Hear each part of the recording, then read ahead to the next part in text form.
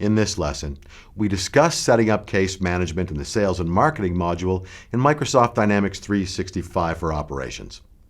Case management is used to record, update, track, follow up on, and close issues that are raised by your customers, vendors, or employees, or that are created through your audit processes. By planning, tracking, and analyzing cases, you can develop efficient resolutions that can be used for similar issues. Consider customer service representatives or human resources generalists who create cases. They can find information in knowledge articles about how to work with or resolve a case more efficiently. But before individual cases can be created, case categories and processes must be set up to define the cases. The first step is to determine how cases should be grouped into cases. Case categories group similar case types together. For example, you might create categories for sales, employee benefits, or deliveries. You might also create child categories that group the cases to a more detailed level. For example, under a sales category, you could add child categories for pre-sale issues and post-sale issues. You can create categories for cases automatically or manually. Every case must be assigned to a case category. Grouping cases by category can help employees identify known solutions, such as knowledge articles if similar issues occur over time. After you create case groupings and categories, you can create the processes that every case must follow from beginning to resolution. For example, a process might require that a case issue be assigned to an employee within 24 hours of when the case is created. Consider this scenario. Vince, the operations manager for Contoso, wants customer service representatives and human resources generalists to be able to create cases for customers, vendors, and employees.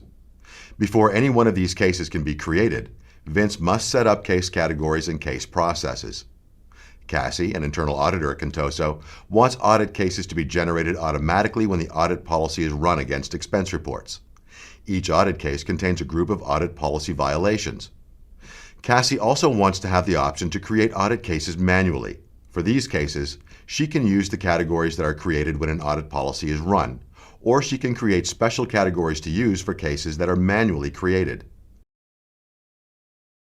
Use the Case Categories form to create case categories where you can group similar cases and store information about knowledge articles that are related to cases.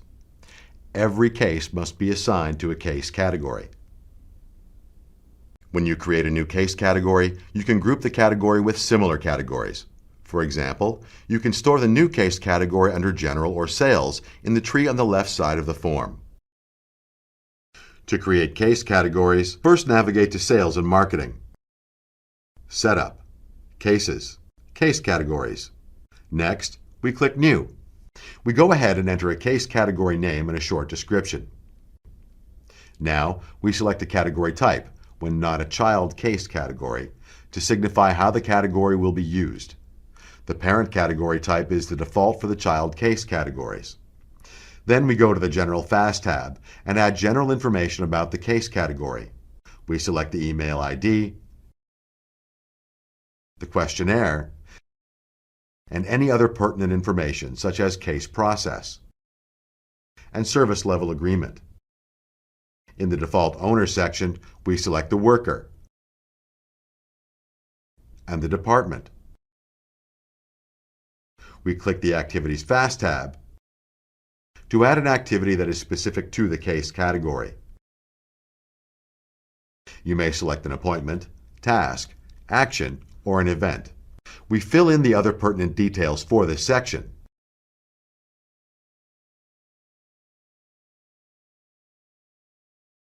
Then we save and close the form. Note, after you've created a case category, click the Responsibilities button to assign the case responsibilities to a worker. You can click the Related Knowledge Articles button to associate a knowledge article with the case category if applicable. Use the Case Processes form to set up hierarchical processes for managing cases. To create case processes, first we navigate to Sales and Marketing. Setup, Cases, Case Processes. Next, we click New to create a new case process. We select the Active checkbox if this is an active process that can be used in managing cases. We go ahead and enter a case process name and a short description. Then, we select the type of process that aligns with the purpose of the process. We add responsibilities in the Responsibilities section below.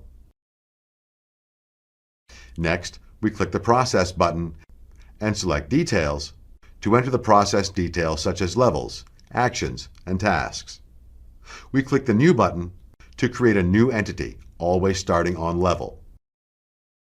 Now, in the General FAST tab, we enter information for Calculate Start in Days, Calculate End in Days, Start and End Time, Responsibility, Responsible, and Notes. Calculate Start in Days allows us to enter the number of days from the current date on which the case activity should start. Calculate End in Days allows us to enter the number of days from the current date on which the case activity should end. Start and End Time fields allow us to enter the start and end times of the case activity. Responsibility allows us to enter the role of the worker responsible for this case activity. Responsible allows us to enter the worker that is responsible for the case activity. Here we can enter any notes associated with the case activity. Now, we click the Exit Criteria FAST tab to set the exit criteria for the selected case process.